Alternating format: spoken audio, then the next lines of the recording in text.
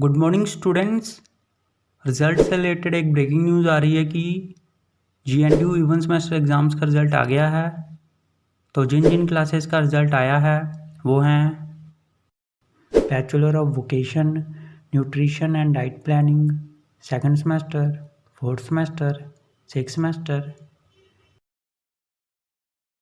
Bachelor of vocation web technology and multimedia, second semester, fourth semester, six semester.